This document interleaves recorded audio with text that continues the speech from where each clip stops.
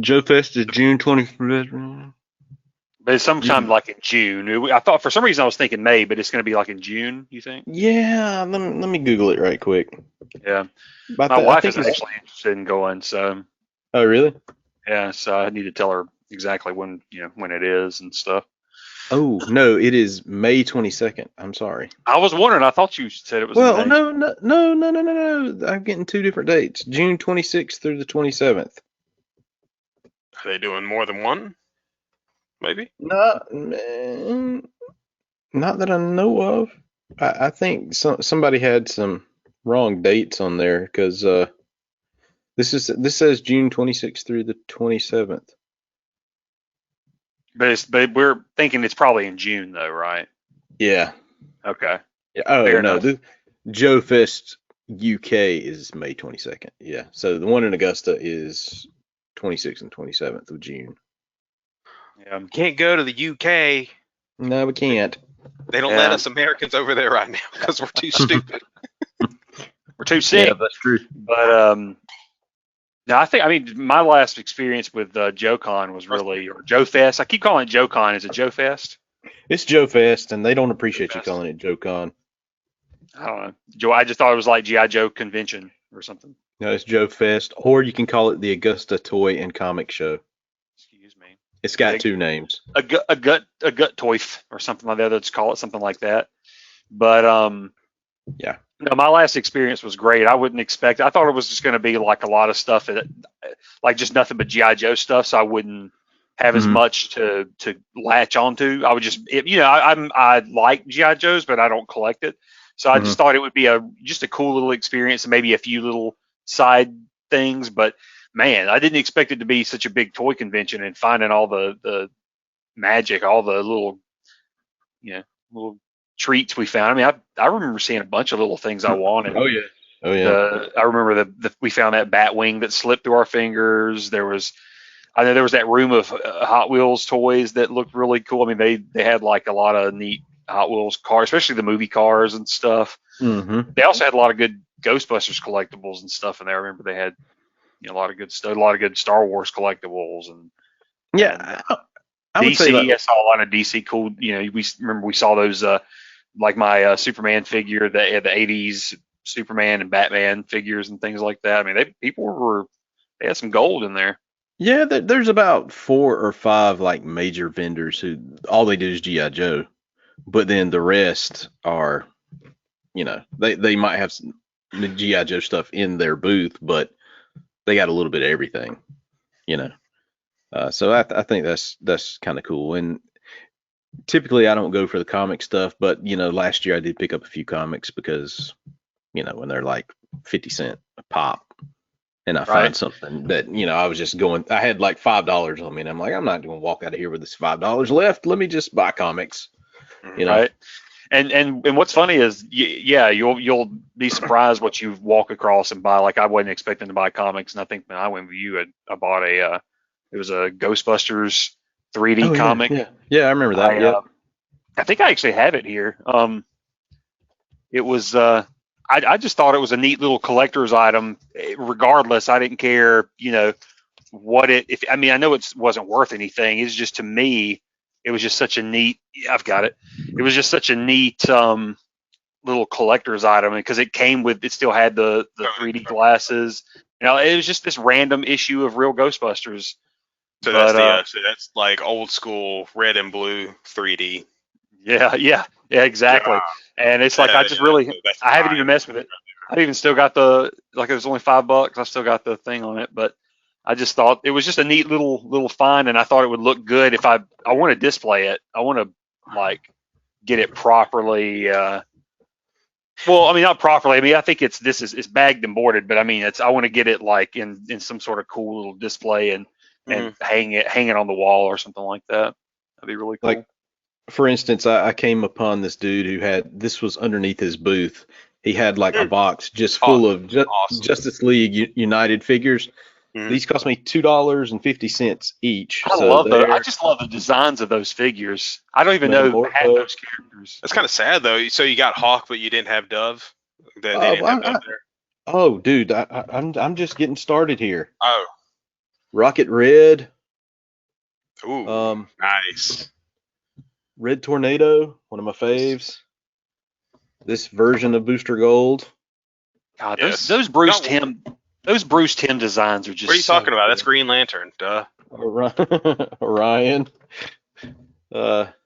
Psycho Pirate. The only thing I can't find is face masks, so I lost that somewhere. It's lost in the multiverse. Yes, it probably is. Adam or Adam Smasher, whatever you want to call him. What's his name? Copperhead. Oh God. Yeah, Copperhead. Yeah. Nemesis. So and I got more than that. This is all I could grab just when I just left there for a second. But I mean, for $2.50, and then I was like, dude, if I buy like this many, will you give me a bigger discount? And he's like, sure. So, I think I ended up paying like maybe $2 a piece for them. So I couldn't I couldn't pass that up. And they were all in individual bags with their weapon, with their accessories. So sweet. Oh wow, he had them individually bagged. Yeah. That's really cool. And they were just in this huge box, you just going through. And it wasn't just Justice League Unlimited stuff. I mean, it ran the gamut from that to older Toy Biz Marvel figures. There's just an assortment of stuff all in there. And he had multiples of like everything. See, that's what I can't wait to do is go and dig through all the boxes and stuff and look through all the bins and things and look and see what all they've got. You'll find buried treasure. There was a lot of cool things. That's what I'm really excited about for sure. That stuff right there wasn't even on display. It was like underneath his table. I just happened to look at it, under like to the side because it wasn't covered, and he just had a bunch of plastic bags, in this box, and I was like, well, let me go look at that. And oh yeah, God, let me look through this. And I spent a good 30 minutes just going through that box, So there's all kinds of cool stuff. And two, you'll get sometimes people are just trying to get rid of stuff. So, because he said he's had these Justice League Unlimited figures for years, and every place he goes to, nobody wants them for whatever reason, just not the right place, right time. I ended up going there and I was like, dude, I'll, give me a deal and I'll get a whole pile of these. And he's like, sure. They're just sitting here. Oh well. That's great. I would love to. What would be really cool is to come across like just a bin of like random, like the 80s and 90s movie tie-in figures, stuff that I would just want out and just like Hook stuff, like a Hook, like all the Hook figures. If I could just get like a Peter, like another Peter Pan, like a Hook and a Rufio loose, that would be cool. Because that, to me, in my brain, I could just set that up somewhere on a shelf with the Hook 4K. I've got it 4K, so I can just set it up or something, and stuff that I hadn't seen forever, stuff I've never seen, like an old 70s Mego Batmobile, still in the package. Wow. It's like, holy crap, I've never seen How that before. much would that fetch, though? But how much would that, I'm sure if they'd ask.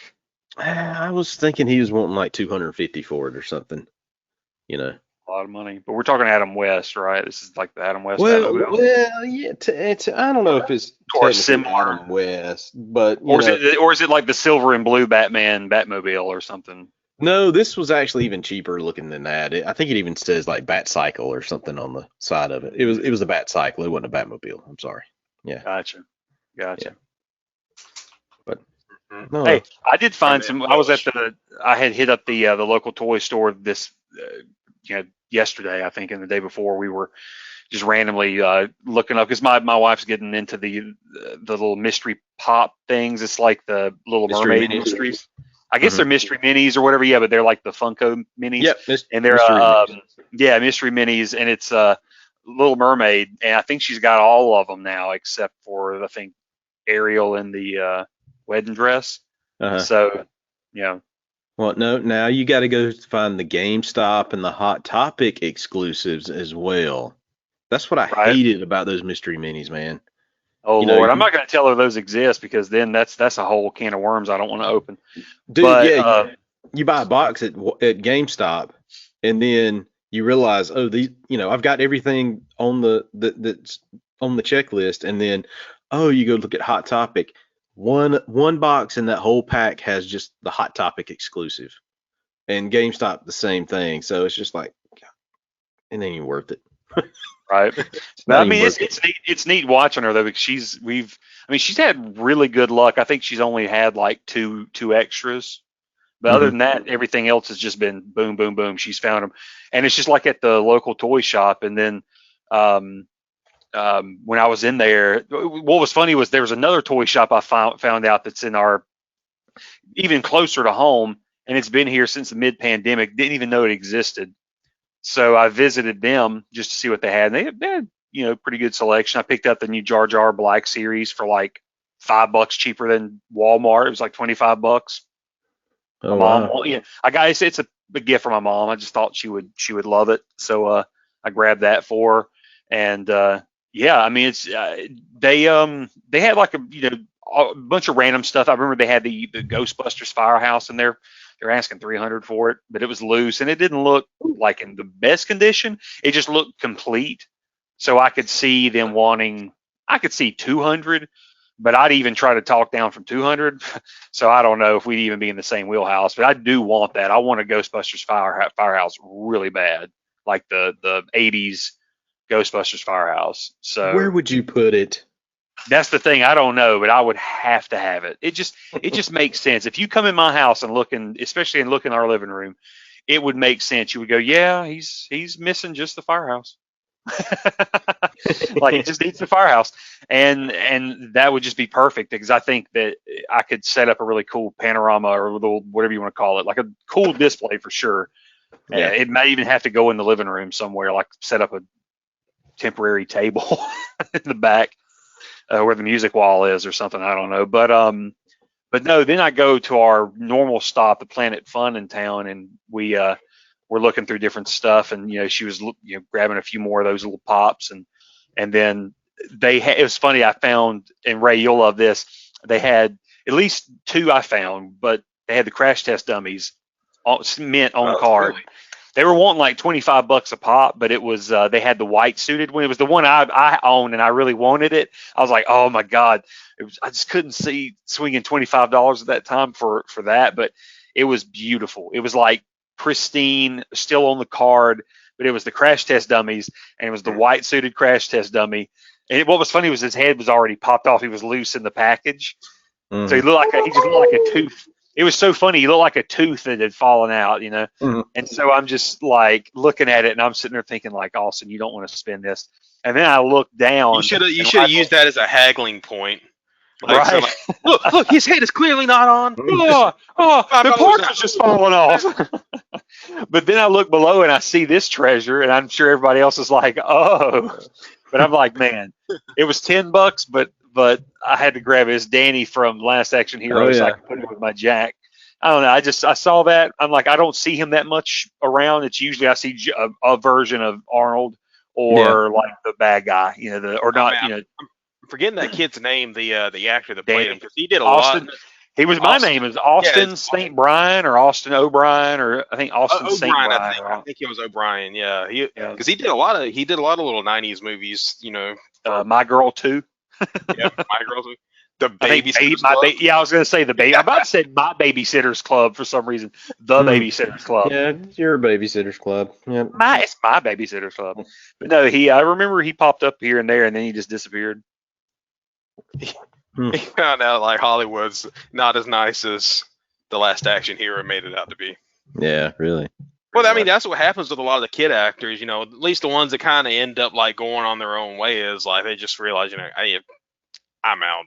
This is, and a lot of them are much, better, well-adjusted adults for it too. Or they learn a way to adjust. They learn a way to navigate through all that. Like Elijah Wood's probably one of those. Oh yeah, He's one of those rare examples of like being a outside of it, but still having that career. Like he still was able to forge his own path. I want to say, didn't he say in an interview like one reason, like I think one thing that worked out for him was his mom was very protective of him on set. Like like basically like she was like a guardian angel for him. So everybody tried to mess with him. Which is good, I guess. And I'm assuming it wasn't like in a negative way either. I'm saying like Like it wasn't she's trying to take, like, just working him for his money and all that kind of stuff. He seemed to be just a really intelligent kid, but was surrounded by probably like intelligent role models and people to kind of cushion, make sure he didn't get influenced. Not the opposite side, which was the kid from Problem Child 2, where his mom, what was it? His mom tried to hijack the set basically to get more money. Oh my gosh. That kid basically the kid got blacklisted. That's why you've never seen him do anything since, because of his mom. It's crazy. That's sad. But what about Sean Astin? I mean, he was one that was kind of protected too. I mean, his mom and dad were, famous. So. Oh yeah. John, which he had that. John Astin. Well, John Astin wasn't his biological father though. No, it was his stepfather. But he was like his. But he was like his dad. Father. Yeah, that was his dad, because he was his role model. Like growing up, he was his yondu. He was his yondu. He may be your father, boy, but he ain't your daddy. He ain't your daddy. I'm Mary Poppins, Joe. Every time I see Michael Rooker, I love that man with all my heart, but I'll just always flash back to his first scene in Mallrats, like every time, where he's just like comes in with the fight with the towel on. He just like karate kicks himself out of his bath towel, and I'm like, I mean, from go, I thought that was hilarious. I'm like, that dude, he played the best villain. Like, because anytime he would show himself up, it was just great. You were a heavy, like, I would say much more than I probably would. Like, I did watch a lot of behind the scenes stuff, but I think you probably would watch it a lot more, at least with the Kevin Smith stuff. Did you ever see anything regarding that scene or hear any commentary? Like, I'm just curious about if that scene was ad-libbed or something, or if that was just something where he just That's a good point. I don't remember if that was. Right. I don't know if that was ad-libbed. It probably wasn't. This is going to be why I say this. Back in the day, Kevin Smith was very adamant and very about following script and probably just beats and stuff. So it was somebody kicking their towel off and showing their ass cheeks was probably like it could have been a happy medium, whereas in like he had something very general in the script, like right. But where dad comes in to kind of to something very general, and then maybe like a mix would be like Michael Rooker, because he likes to do input a lot, so he probably said something to him like, "What if I try this?" And then Kevin Smith's like, "Well, you're Michael Rooker, so." I just remember them saying like how much they loved working with him. Like they were just saying how much he was game for anything. So it could have. So I'm assuming. I want to. It makes me want to go back, because those were some of the few movies that were actually interesting to listen to the audio commentary. Like I like audio commentary, but sometimes it can start to get droning when you listen to certain like the crew commentary, because sometimes they're just it's just kind of like it starts to drone. Like you start to fade out, but you start to hear interesting stories, especially when you listen to Kevin Smith documentary or commentaries, because sometimes you even have people falling asleep under the tables and them talking about it, like commenting about it while the movie's playing. I mean, it's just great stuff like that. So I mean, you could do a whole episode of something about like just the era of commentaries, because those are kind of dying off now too, which is really sad, because I loved watching an audio commentary on a movie that I love to watch. Yep. And sometimes you would even have people that would pop up in a commentary that, like, they weren't even involved in the movie, but they would put them on a commentary, but because they were just great to talk to. They were like, they were just knowledgeable about the subject. And now you have podcasts. And now they just have all the podcasts and stuff like that. But no, man, I am excited though to go to the toy convention this year and or hopefully, I mean, I hope nothing happens as far as I'm concerned, it's game on, and we're gonna hit up that thing, and I can just see all of us. Hopefully, Ray, you're included if you'll go. You and your wife, like I could just see us all just digging through bins and haggling with people and just going super broke that weekend. Well, you need to make sure you can get your go ahead and get your tickets, because you can go ahead and pre-order them. Yeah, I got to get my tickets. Yep. Sometimes they might sell out because it's getting bigger and bigger. I mean, you got people. True, and then you have your COVID time too. And you got people flying in from all over the country to this thing, which is crazy for like Augusta, Georgia. Scary right now.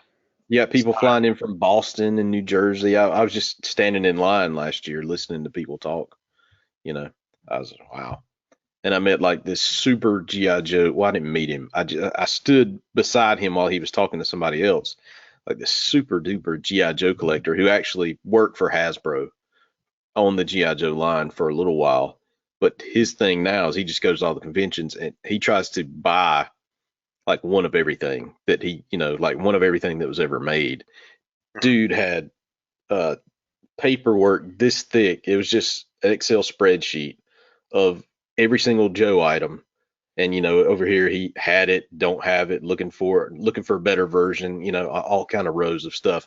And he was just going through bins and stuff, just flipping through his charts and all that stuff, man, just picking and I was like, God, that's dedication right there. That's super dedication. That's crazy.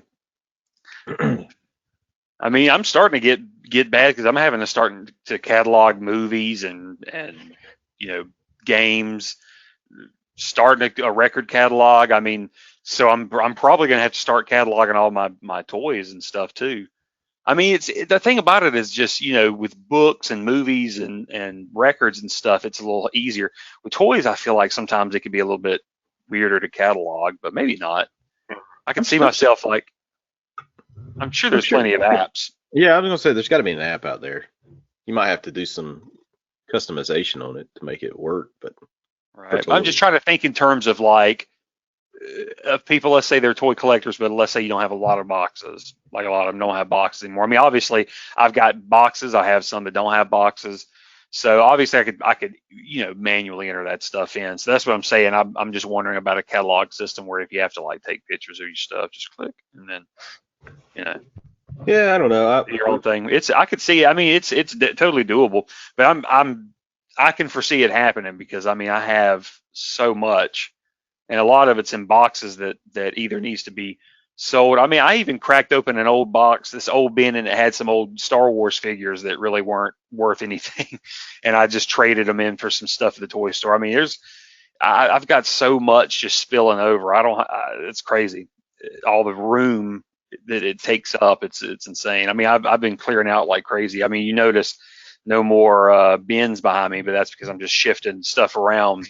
There's still lots of toys in bins. They're just not in this room. Hey, look, if you look back over here, I got rid of my trash. Remember, there's this big mountain of empty boxes.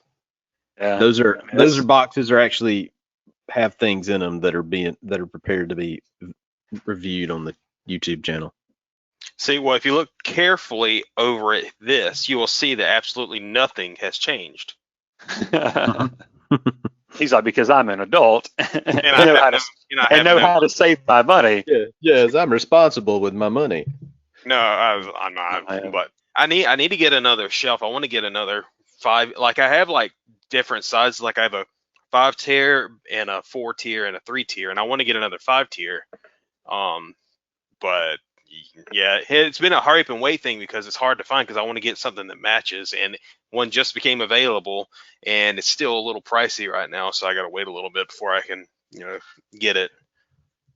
Well, with that money that I sold the Ghost for, the Lego Ghost, I did some research. I'm just building my own, like those strip shelving things, where you like screw that metal rod to the wall and then you can attach those little hanger things and then put the actual wood shelf on it so you can adjust them. And so I just went and bought like a whole pile of those metal things to attach the wall and some shelving.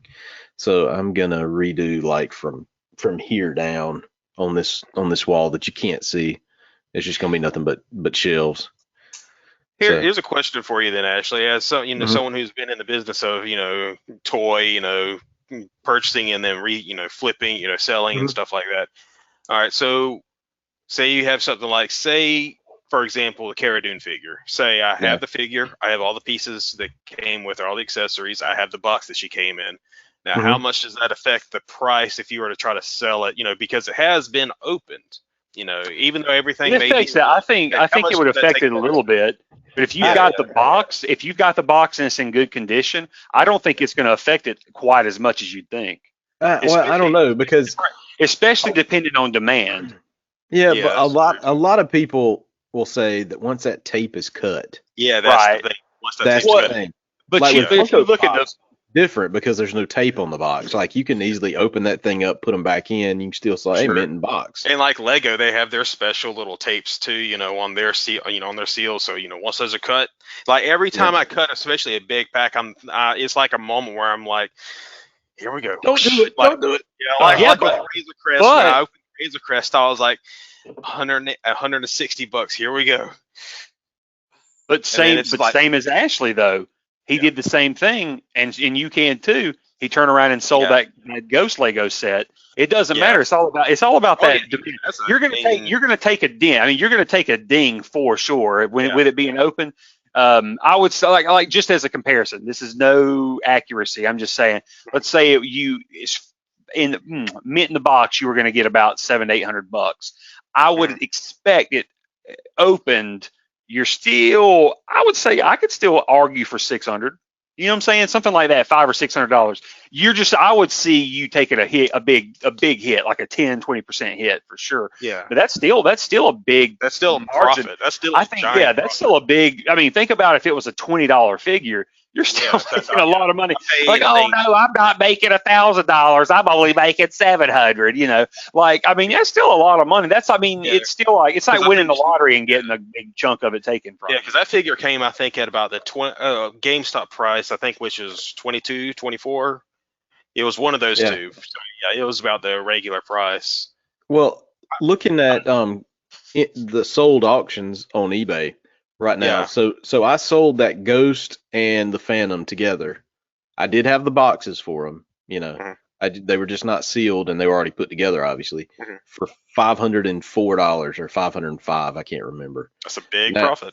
Now here's a mint in sealed box Ghost that just sold for $499.99 and $26 shipping. I did free shipping on mine. And then a couple of Phantoms that just sold for $99.99. The Phantoms are ridiculous. How much they go for compared to considering what kind of it was just a regular $30 set I think. Yeah. So you're talking about $600. Really that's not that bad. No, it's not. 505 and 600. Yeah, as long as you keep all those parts and the instruction booklets and the boxes. That's what I'm saying. You got to have all the parts. That's the cool thing too about Lego too is always at the end of the instruction booklet they let you got a good chance to inventory, make sure you have everything that you need in it. It comes in the box. I've always liked that about it. That they keep track of what's supposed to be in the box. Right, and plus like all of my Lego, I've kept all my Lego boxes, and even a lot of times I'll just keep the bags. I'll just like put them all fold them up and put them all in one bag. And then keep it all like book and everything in the box and then store it somewhere. Because those things, the boxes are so good. Plus most of the time you can just easily open it. You're not going to ruin the box that much. You just slip in the tape. But I know this is a toy podcast, but let's talk. I want to bring up some comics, and I just want us to discuss them and see if anybody can bring some context. Yes. Okay. No, go ahead. Go ahead. Okay. I'm sorry. Okay. Are we familiar with this comic line? Vaguely. Yes. Yeah. Okay. Apparently these are big money comics. This one's somewhat. That's what caught my eye. I've always loved this comic. I've had this comic floating around in my closets. I've had it for a long time, but it was always because of the cover. It was during the Clone Wars. You can notice it's a Clone Wars comic. So it was during the original Clone Wars run on Dark Horse. This was issue 51, Graveyard Moon. It was like I think the Separatists were gassing Gungans or something on this Gungan moon or whatever, and they come in to save the day. But apparently this one must be a bigger money drawer. I wonder how much you could get for this comic, because at my local comic shop, not graded or anything like that, they're asking $80 for this thing. Dude, graded, I guarantee you that would be something ridiculous. Now, I wonder why. I guess because of the first issue first Asajj Ventress, maybe. Well, it can't be the first Asajj because she shows up, I think, earlier than this. But it's the first it's the first time this character shows up in the comics. Dirge. It's the first time he's introduced, because they introduced him in the Clone Wars cartoon too. But this was it was around the same time. But this was the big comic debut. But I just happened to get these and not think anything of them. and kept them forever, and they're on bag and board. These have to. I mean, I don't know if they would be. I'm not going to say they're a 9.8, but these are definitely pristine. You know, they've just been on bag and board for over a decade. It's the first cover appearance of Asajj Ventress in Dirge. Oh, you think? Do you think so? No, yeah, I'm looking at eBay. And a recent one that was a recent one that was CGC 9.8 sold for $350, homie. Woo! If you had it graded. Now it's going for. And that's for which one? Which one? 51 or 52? 52 with the Asajj and Dirge on it. Okay, so this one would take, if I had it graded, and it was, let's say it was graded a 9.8. Yep. At 350. Now here's a 9.4 that sold for 176. Wow. Yeah, anytime they get around that 9-point grading, the price is pretty, sky high. Like, because that grading system really will jump your price up, because it's like, accredited, I guess, proof of like how good the condition is, I guess. Is that what you would say, Ashley? Something along those lines? Yeah. By something like this it's a third party grading system, and they grade they grade the same across the board no matter what. Yeah. Now I don't personally think this would grade a 9.8. I'm sure they would probably pick it apart. I would say this has got to be in the 9-point range, but I don't know if it's a 9.8. The 51, I saw just one of them sold for $200, a 9.8. I know that I could get 80. I mean, I know that I could go get 80 for it right now. So that's definitely offered. If you were to say, hey, I want to send some stuff to CGC to get graded, and to me, CGC is going to be your best bet. I know there's like 2 or 3 different grading companies now. There's like PSX, maybe, I think is one of them. CGC and I can't remember the other, CBDC or something. I can't remember the other one. But CGC is going to be, I mean, they're the gold standard basically. And typically comics graded by CGC are going to give you a premium over the other 2 companies.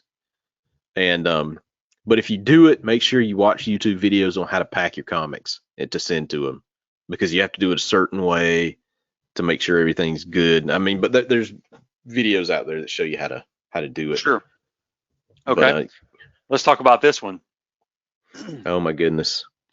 Is anyone familiar with this one? Oh yeah.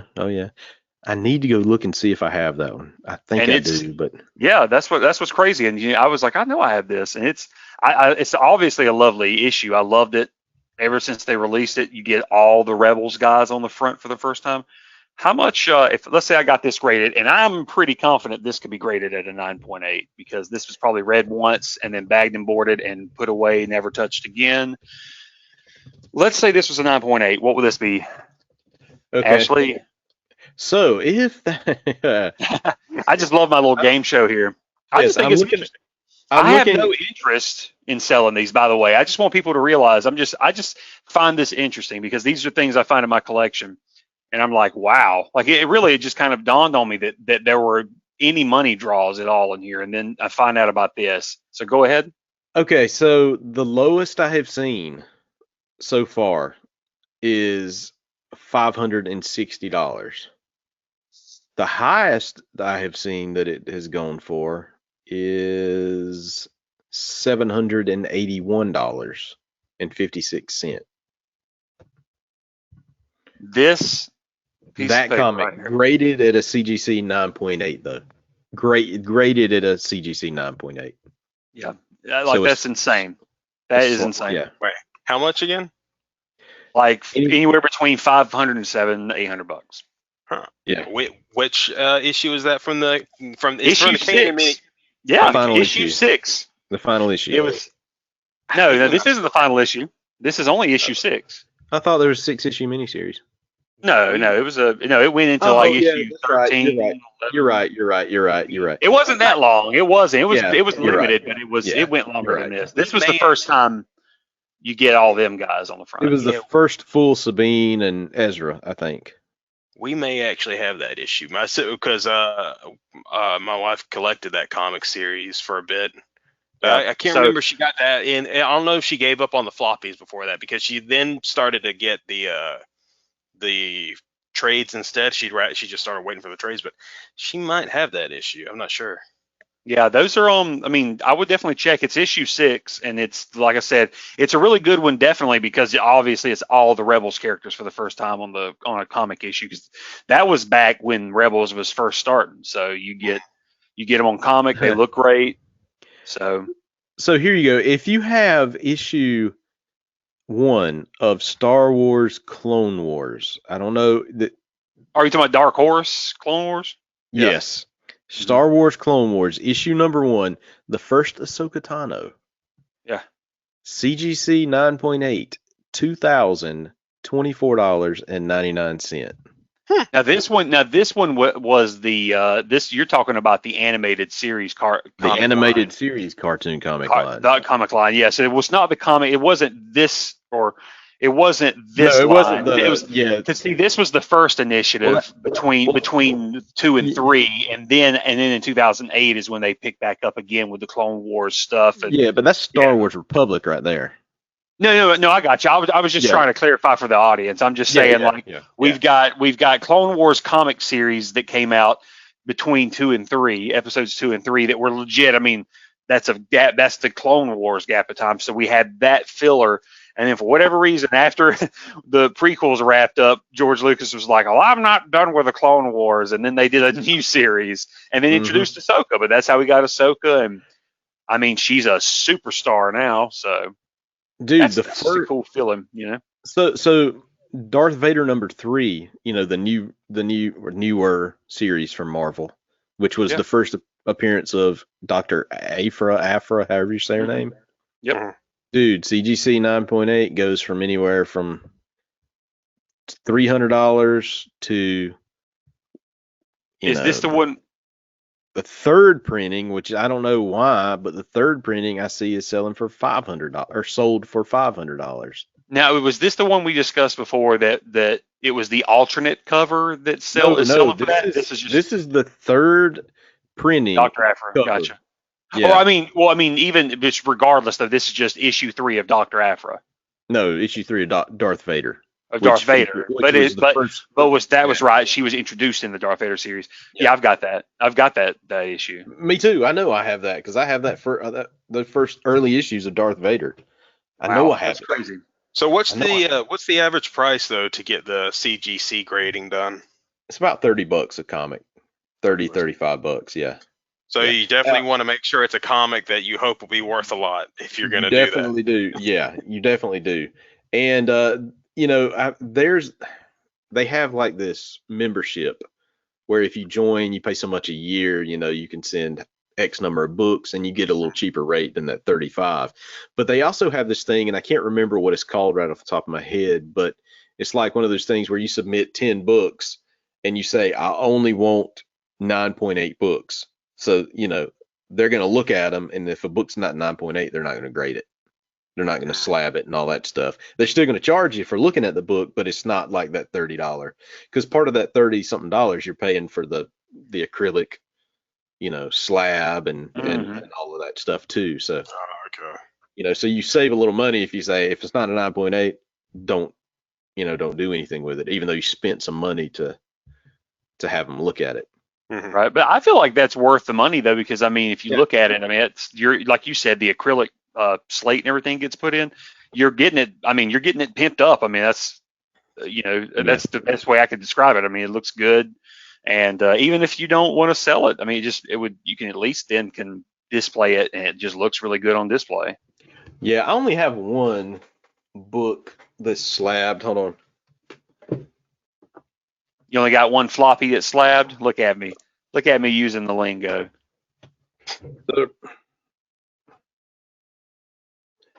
I've had several. I'll be slabbing floppies.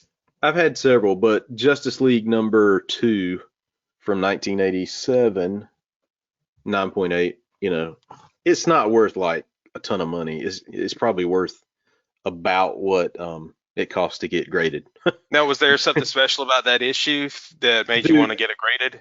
no, it's just if I could go back and get like the first, I don't know, 20 issues of this run, all 9.8, they would be, framed on my wall somehow. I mean, this is like the comic book series of all comic book series to me.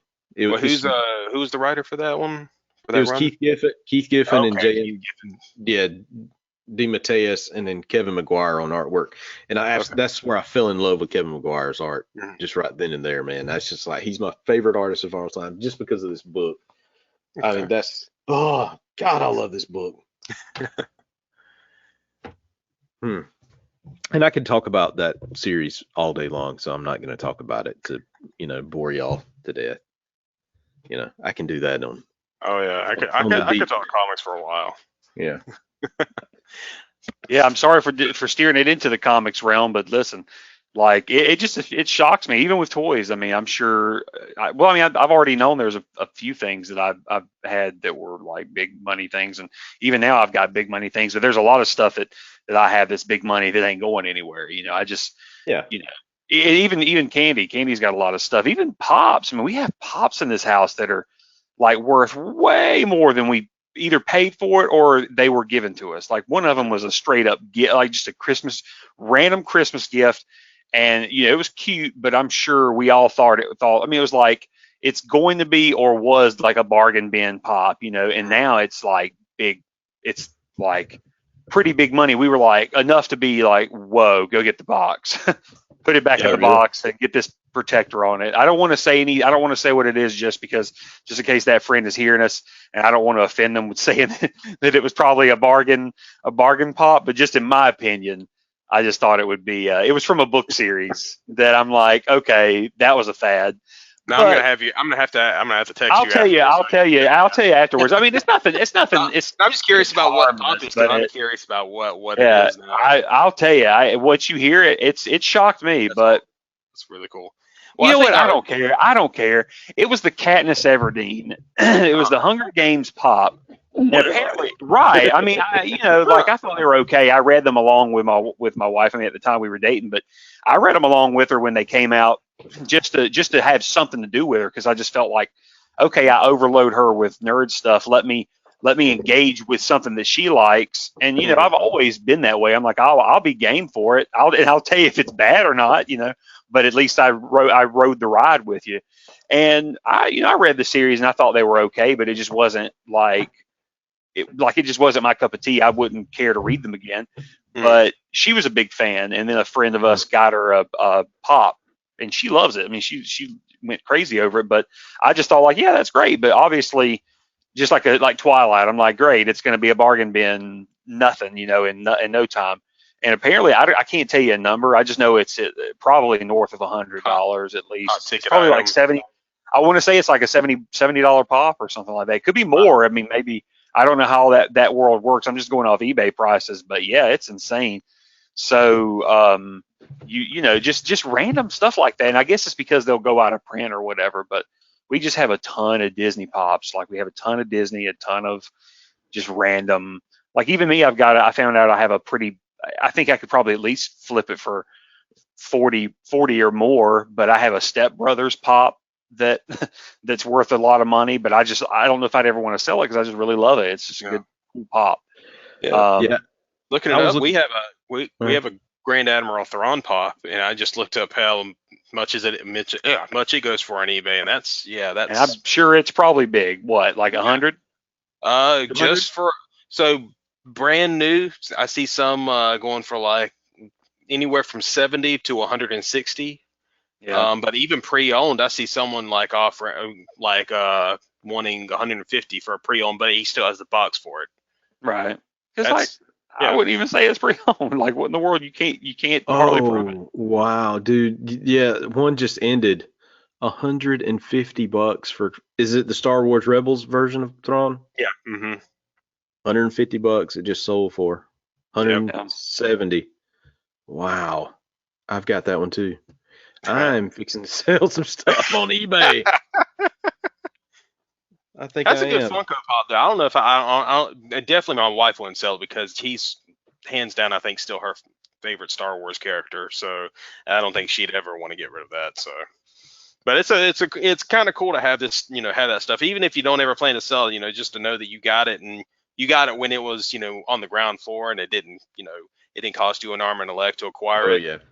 Yeah, it feels great because I mean, going back and especially when you go in these toy stores now, and like I said, you find crash test dummies, on card on a peg for like $25. It's kind of like, $10, fine, but anything north of $10, that's when I start to be real careful with what I spend, because it's just, I'm like, is it worth it? Like, come on, guys, it's just a Land of the Lost figure. Let's think about this for a second. Oh, wow. But, stuff like that. But I would buy it. But, I've been thinking about doing something, and I don't know, maybe on like my YouTube channel or something, where I just start this little video series where I take like $10 or something, and I say, I'm gonna see what I can build, what kind of figure collection or something I can build with $10. And if it's something like, okay, I found this deal, I know this figure is worth way more, so I pay $10 for it, and then I flip it for $40, so I made $30. Now I got $40 to spend. I can buy more figures. Just see how what I can accumulate with that $10. I think I could do a pretty good job, and I think it'd be interesting, just kind of a experiment to see how you could build just off of $10 with your knowledge of the toy. What is that process called when you do that? Oh God, I remember there was a term for it, because there's a joke in The Office where Dwight did basically that, because there's a big like sale going on, like everybody was selling stuff at the like this thing in the warehouse. Oh God, I remember that. He was basically like trading back and forth to get better stuff till he got like this really expensive, I don't know, like an expensive telescope or something, and then it was something ridiculous. And then Jim tricked him into getting a bag of magic beans, the most expensive thing. He traded to Jim for a bag of what Jim said was magic beans that he tried to hide from him. It's like, no, you can't sell these. Then he planted them, and Jim kept swapping out the plants at the end of the make it look like they were growing. Oh God, I remember that. Now I want to say there were some terms for that, doing that. Yeah, you're comparing me to Dwight. I would be. Well, no, my thing is I would definitely like to know what I mean, there's definitely like you could do a Hot Wheels collection for $10, but there's not a lot you could collect for $10. At least a complete set. Well, I'm just saying, if you go flea marketing or something, for sure, and you find like Grand Admiral Thrawn pop just sitting there, it doesn't even have to be in box, because that thing's going to sell from, and somebody's got it for $5. I pick it up for $5, and I can flip it for $40 on eBay or something. But it would just be so funny. Who would have that for $5? I would love it. It would just be so funny. Like, I mean, I'm not trying to be offensive or anything, but it'd just be so funny if you just found a $5 Thrawn pop at like a Mexican woman stand. Yeah. Like, she's just sitting there selling some like just random knicknacks and vegetables, and then she's like, "Here's a Thrawn pop." I'll say this: never $5. I'll say this: never underestimate the ignorance of the average consumer. I would say, like, a lot of these people, like a lot of times it might be just a parent that's like cleaning out their kid's crap, and they're like, he's gone to college, I don't care, his stuff's going, it's all toys, so it's got to be junk anyway, so I can make a couple bucks. And they don't realize that they may have a gold mine, and those are fun. Stuff like those that. That's how it happens. Yeah, those are great. Those are almost like white whales nowadays, but those are good. They are when you can find them, because everybody's a dadgum expert now. Yeah, I would say like, well, no, that's me saying that with as much sarcasm as possible. But it's like everybody's got gold, and everybody's an expert. They know how to grade everything and know everything. They have no way of discussing anything. Like it's like they know it. They know it. Oh, you mean that Batman Forever Riddler mug is $40? Yeah. How about I'll give you $8 or less? Or it would have been so funny if I said that. I'm like, I'll give you $8, and Ashley comes up on me, he's like, or less. $2.50. We gotta be like those kind of like bargain sharks. That's what we'll have. That's actually a scam. What you like there's an actual scam thing that people do. Is in you have a friend that plays a stranger. You go up to the person and you make a low offer, and then all of a sudden someone else comes and they make like it's supposed to like you're supposed to make a bigger offer or something like that, and basically you're supposed to somehow like you end up scamming them out of money. But I Well, yeah, forget. you can just be like, Oh no! You like, have come to be on, man, no, come on, I'll give you $50. No. Okay. Here we go. This is I'm completely wrong. Here it goes. You have to be the seller. You have a friend play a stranger. So when someone comes up and they offer you a low price, the stranger suddenly comes up and they see the item and they suddenly act like very desperate, like I have to get this. I have to get this. And so it goes goes one way very easily. So if the person gives up and they don't want to get it, you and your friend just like do a fake transaction. But if I can see it. I can see like, oh, I'll give you even more than they're going to give you. Here, whatever. $200, and then I'm giving tips on stuff I shouldn't be giving tips on. Well, that's the thing though is I don't know. There's no tips there. Scam people. Right? No, I could see it going the opposite way though, but well, that's another episode. We'll talk about that. But no, talking about scam people. how to scam the scammers. No, that could actually dictate you should. Yeah. The gang does a scheme. Right. Oh man. But you touched on a good subject there. I was going to bring up. There was a comment on, but now I've forgotten it. So I think that might have to be the end of the episode. I was going to try to help you backtrack. I was trying to bring it because he could just like snip this out, but was it? No, I'm not snipping that out. This is all staying. I'm just trying to figure out what it was because we were talking about the average consumer. Was it something like that? Yeah, I mean, it was something like that. Like how smart they like to try to act like they can be about it, and about how much they know. And come on, I'm like, come on. No, I got it. I mean, no, I'm almost there. You like I kind of had the idea of what I was going to say. It was probably an experience I had with buying something or haggling about something recently, but now I just can't think about it. It's just I remember like I remember you've told me about a friend of yours that would actually go and haggle at Walmart. Oh yeah, over like if he found something like in the toy section with a dented box or a torn box. Oh yeah. No, we had a. I've never thought I'm not about going to say his name. I'm not going to say his name on the podcast, but I'll say. Yeah. But no, we talked about this guy. He's notorious because he's like a deal guy. He finds all the deals, or he will make all the deals. And he's just kind of an imposing kind of dude because he's a bigger dude. So he's just really imposing, and he's a sales guy by heart too. So he's just got a lot of swagger, and he's just real. Like if he wants something, like if he's in a store and he wants to do a deal, he knows how to just like where's the manager? I want to, and he could walk out of there like he's like discount man. Like I said, it could be something that would probably cost you a couple $100, and he'd be like, oh yeah, I got it for $30. And it's crazy all the discounts that dude has gotten, or just things that he's found. So yeah,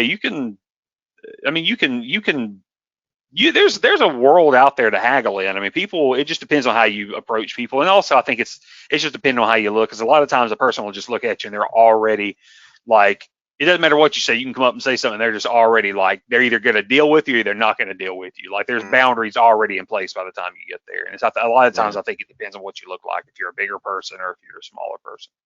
Yeah, I didn't even realize you could haggle at Walmart, Me either.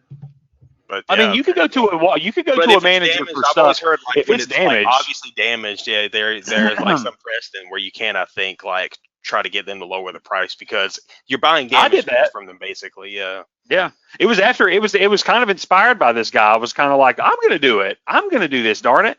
And it wasn't even about damaged items. It was just I think it was like some toys at like a Walmart, some Star Wars figures at a Walmart that wouldn't ring up, and they were in the clearance section already. So I'm like, okay, well let me try and just see if maybe they're not scanning here. Maybe I can go and ring them up. Then they wouldn't ring up at all. And so then I'm sitting there trying to get some help over there, and the reaction from all the workers was basically like, oh, they're not ringing up, so you can't have them. And I'm like, well, no, I want them. They're in your store. And so basically I was like, can I speak with your manager? And I'm like, so I was a total Karen, but I wasn't mean. I just, there's definitely, the thing is that people can speak with a manager, and I don't think there should be any shame in that. It's all about how you handle it. I just don't think you should berate an employee. I think if you have any issues, you should always directly go to a manager and skip all the hassle. Just be like nicely, like, I love you. I'll give you a kiss if you want it, but may I speak with your manager? Yeah, because anyways, sometimes it's just an issue where that person really can't do anything about it, and the only person who can do anything would be a manager. Exactly, and I would I would rather you get it's you not about to trying the to get manager someone as in quickly trouble. as It's more possible. about just trying to expedite. Right, exactly. So it's like I would rather get you to the manager as quickly as possible. You're out of my hair. They're gonna fix you, whatever. So anyway, I just remember asking for the manager as nicely as I could. She come up and I just remember having to talk with this woman about these figures, and she basically was just like, "I'll give them to you for $2 a piece." I mean, really, it was an older woman, and it was so weird. I did not know she was just gonna quote a price. She just went like, "How about this? I'll sell them to you for $2 a piece." And I'm like, "All right, well, let's do it." And it was, there you go, $2 a piece. I think the last thing I was going to bring up was I had already called and talked to Ashley about it, but Ray, I was in Target, and they have 3 3/4 inch Marvel figures on card back. It looks like Kenner style figures. They're similar to the reaction style, the reaction line figures that we talk about that Ashley loves. They're similar to this, but just better made. Like they're just obviously just a little better quality and better poses, but they're still simplistic 3 3/4. What is it, like 5 points of articulation? Yep. Kind of figures, but dude, they look so good. They had like Iron Man, Spider-Man, Captain America, Hulk. I saw an Elektra. Oh, we were talking about people like getting deals or like getting collectibles and things like that. And I remember finding these figures on Cardback, and I think it was like right after I get on the phone with Ashley because I'm asking him about them, because I know that he would normally go nuts over stuff like this. And what do you say? You already pre-ordered them? And then you cancel. So he already had them and canceled them, which is good. Yeah, that's a good thing to do. So I'm like, all right. So obviously I was on the right wavelength. I'm like, this is I knew he liked it, and he would have liked it. So right when I walk away from the toy section, I had noticed the whole time I'm talking to him, or I think it was when I'm trying to talk to him. That's right, because I think it was when I was trying to get a hold of you, or I texted him. Yeah. So I'm waiting, and this dude was hovering around me, but he looked like, I don't know, he just didn't look like he was wanting the same thing I was. But obviously when I'm on a toy aisle, if I'm looking at a certain thing, I take up that whole section. They're not going to be able to really get to where I am. So I'm taking up the whole thing because I'm just flipping through all these card backs. And I remember there was an Elektra, and then there was a random, I can't remember the woman character. It was just another female superhero. Probably Captain Marvel. No, well, maybe it was. What you mean, like, did she have any gold on her at all? Yeah. Maybe. It's probably Captain Marvel then. So there was a Captain Marvel and an Elektra there, amongst like Spider-Man, Iron Man, all the big names. And right when I walked away from him, that dude went whoosh. He just went and gone. I'm talking about, like, it was just, he pounced and gone, and it was just like, and like those, like it seemed like I was like, did he take anything? And then the closer I looked, it was just those two female figures. He grabbed them and ran. He grabbed the Elektra and the Captain Marvel. Right? What'd you say? Yeah, and they're probably short packed too. Those female figures. They're probably short packed because they're female. Well, that's what I was wondering too. I'm like, I was just immediately thinking like that dude's probably going to flip them for some big money, and I was like, why didn't I grab them? Because the Elektra one looked cool. I really like the Elektra. All those figures look cool. That was what was so weird. And a lot of them have the classic look to them. Like the Iron Man and stuff, he looks like classic Iron Man, or what I would call classic Iron Man. Yeah, it's classic Iron Man. Classic Iron Man, yeah. Spider-Man was kind of classic. Captain America was classic style. But, they had their tool. Like Captain America had the shield came with him, so you had the shield. The Hulk figure was proportionately, it was like bigger than the others, but it was still wasn't a 3 3/4. It was probably more of a 4 1/2 or something. But he was he was a Hulk. He was a big size figure. It was impressive. I really thought they were a great line. I hope they keep that up. I could see them doing when they do X-Men figures like that, which I hope they do. I got to get a Wolverine and a Cyclops stat. Well, I mean, Iceman's already been released. I don't know. Iceman and Cyclops have been released from the X-Men. Oh, then I have to get a Cyclops. And Cyclops is that classic 70s, 80s look of him. You know, blue costume.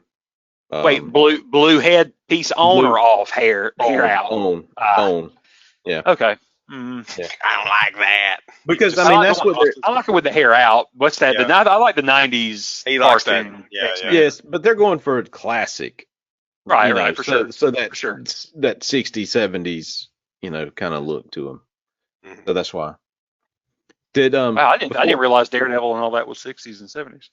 That's yeah, crazy. 61, 62, 63, somewhere along in there was when all of them created, most of them. Before we go, because I know we're probably going to wrap it up, did you see the McFarlane Toys, the DC Multiverse Darkseid? Well, not Darkseid, Yuxis or whatever his name is, that was leaked online today from the Snyder Cut.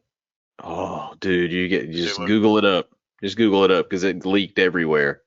Ooh. I mean, I can't wait. So now that I think about it, so in that case, this might be the first time that there will be a movie Superman figure with the black suit, because I imagine they'll have to do the black suit version, right? Oh yeah, they're doing both black suit and the red and blue. I'd love to. Oh God, Well, I'd have to get the black suit quick because I imagine got that the black suit. Yeah, the movie masters. Well, yeah. No, I would definitely pick both of those up. Just like I was telling Ashley, I've been seeing the new Dark Knight or the Arkham Knight Batman figure from McFarlane Toys. Mm-hmm. Heads and tails better than the Arkham Asylum figure. It looks so good. My only critique of it is that it looks like a plastic cape. It's not a vinyl or a cloth cape. It's just like a pre-posed plastic cape. But I can get over that. It's like I've seen with the Superman figures and stuff like that. Is that the way McFarlane typically goes then with capes? I guess so. Yeah, I guess so. I guess to keep it already like artsy, like it's already posed and ready, it's doing something. I can understand the decision. So I would still get it. It looks. I'm telling you, dude. If you haven't seen it like up close, the Arkham Knight figure, it just the detail in it and the face sculpt looks really good. So I'm definitely thinking about picking that one up to display. I don't know why, it just looks really good. So just to make sure this is Batman from Arkham Knight, not the Arkham Knight. Right. No, I'm just saying the version of Batman from that game, Arkham Knight. Yeah. I did love this. Looks. Yeah. He looks sharp too. He looks like he will just cut you in all different kinds of ways. His armor and everything. He looks sharp. The only Arkham figures that they've released, of course, Arkham Asylum Batman, Arkham Knight Batman, Arkham Asylum Joker, and Arkham City or Arkham Origins Deathstroke. Yeah. I wouldn't mind the Arkham Origins Deathstroke. He was a really good design. That was really good. He looks They need cool. to do more. They need to keep doing more. Like I would like to see a Penguin or a Two-Face from Arkham, stuff like that. Well, the next video game stuff they're doing Injustice 2, so they got the Flash and Gorilla Grodd coming out in April. Ooh, yeah, I dig that Flash design too. Yeah, the Flash suit looks really good. And then later on in the year, a Dr. Fate from Injustice 2 and like an alternate version of the Flash. I can't remember, a different color scheme. They got any plans to do Hal Jordan from Injustice 2? I hadn't seen that. I hadn't seen any Hal. I mean, the only Green Lantern that they've released, of course, that animated John Stewart. Yeah. And they have like a comic accurate John Stewart scheduled for this year too. Okay. It's been leaked, but that's it as far as Green Lanterns go. Yeah, I wouldn't mind if they were to do that for the Injustice, because I liked his Injustice 2 design as well. I'm not going to look at it again now. Yeah, but the Zack Snyder stuff, they got released, so they've got both versions: Superman, Batman, Bruce Wayne. So okay, so you've seen more than just the dark. So Haven't you've seen more I than haven't just the seen dark. it, but I've seen the sales list that some toy stores have put up. So what in terms of Batman? So are they going to do like his final battle and his kind of regular Batman suit? Doesn't say. It just Okay. says Batman. I mean, from the Snyder cut. I don't Yeah. know which version. And then a Bruce Wayne. Uh, I don't know if it's just like a different head sculpt, or it's the whole Bruce Wayne figure. I don't know. Probably just a swapped head, I imagine. Yeah. Then Cyborg, and then a Cyborg with the mask on Ooh, version. Yeah, and I think there's a Wonder Woman and a Flash, Mhm. and then what they're calling Mega Steppenwolf. So he's like $40, and this Darkseid, which is supposedly $40, and then they have a San Diego Comic-Con exclusive Darkseid, which is going to be the way he looks in the trailer, not when he's swinging the thing down, but when he's walking with Desaad and everybody beside him. Because I guess there's supposed to be a scene where he's talking to Steppenwolf, I guess, about something. Yeah. I guess like communicating to him. Yeah. And I'm pretty psyched to see this. Yep. It's funny. It's funny getting re-psyched to see a movie again. Like that, we should have already been psyched and celebrated when it came out. It's like it's just so weird getting a do-over. Yeah. I'm currently reading the Release the Snyder Cut book from I can't remember his name, Scott O'Connell or Sean O'Connell. So it's pretty interesting too. And I saw what you're talking about, Austin. There's the whole re-release of Batman v Superman, and they're doing the they're besides the 4K release, they just I think are doing right now. They've just dropped the streaming release, I guess, on HBO Max, where you can watch it in that full, recolored and reformatted or resized format. Oh, they did? I think so. Yeah, I saw an ad about it. So, or have they announced a date, or is it already dropped? I think it's like really soon. Like it's going to be before they actually do the physical copy. So you get you get to watch it early. So I mean, I could. Nice, that'd be great. I mean, I don't know if I would watch the whole thing, but I would at least go and like sample some of the. I wouldn't be surprised if it was right now because they're trying to get hyped up for the Snyder Cut release. So it'd be prime time to do it. The physical copy drops March 23rd. Yeah, I've already got it. Pre-ordered it. Yeah, I pre-ordered it too. And it's one of those things where they're only making the amount that gets ordered because it's from the Warner Archive. It's Warner Archives. Yeah, so it's a Warner Archive release. If you want it, you need to get it because they're not going to make it. It's $20. Hey, it's $20, man. I'll do it tomorrow then after I get paid. Yeah. Dude, it's $20. I could understand being mad about $30, like having to pay $30 again, but it's $20. I say it's worth it. Yeah, I mean, it'll probably go up in price too later on. So I went ahead and did that just right before the podcast started, but I didn't know it was going to be on HBO Max. Yeah. Oh yeah. No, it was just great that they were doing a physical release. So. Warner's gonna they're gonna take advantage of their streaming service right now to do everything they can to keep bringing people into it. Because I mean their library keeps growing and they're getting a lot of good stuff in it so far. Yeah. It's turning into a beast, and we're just gonna see this big war happen because I'm seeing it. It's becoming a war out there.